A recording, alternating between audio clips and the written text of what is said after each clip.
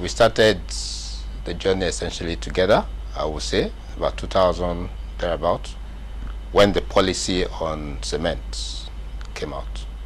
We were all asked to go ahead and create a platform to produce cement locally. We were all given the same level playing field, and we took it as a challenge. And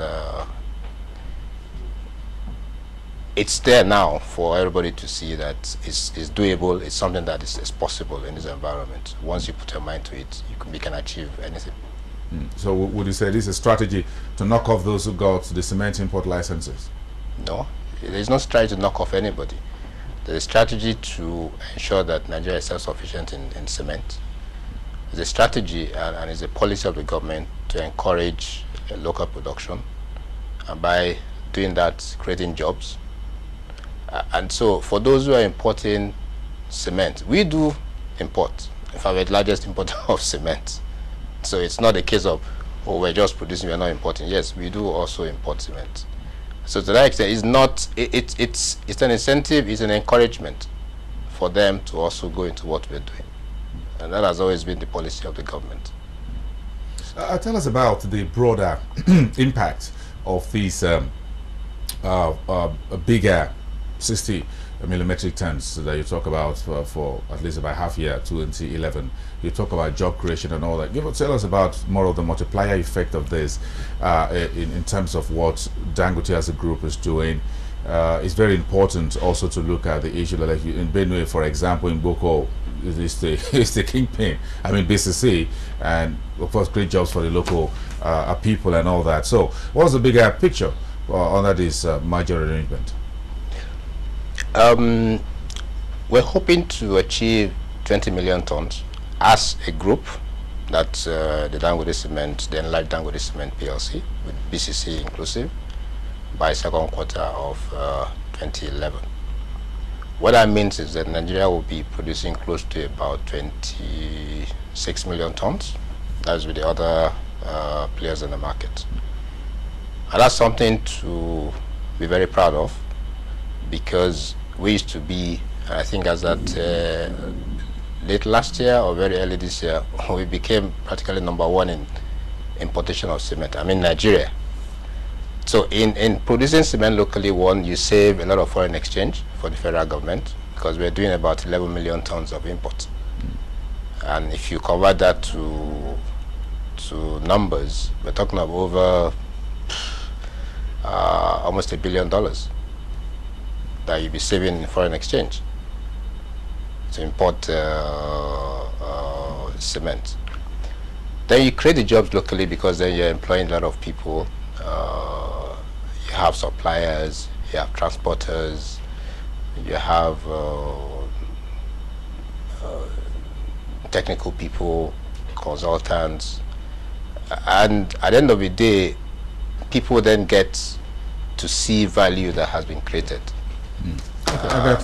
We got more questions for you on this very important issue. There are a number of issues to still talk about, but let's take a very quick break. We'll get back to you. Kunle Alake, the Chief Operating Officer of Dangote Cement, or Dangote Group. So that's the biggest story we're talking about. The listing is just ahead. By introduction, it's one of the largest, $14 billion. And the next Tuesday is the extraordinary general meeting for the shareholders of Dangote Cement PLC. We're back to you after the break, about 24 minutes past the hour.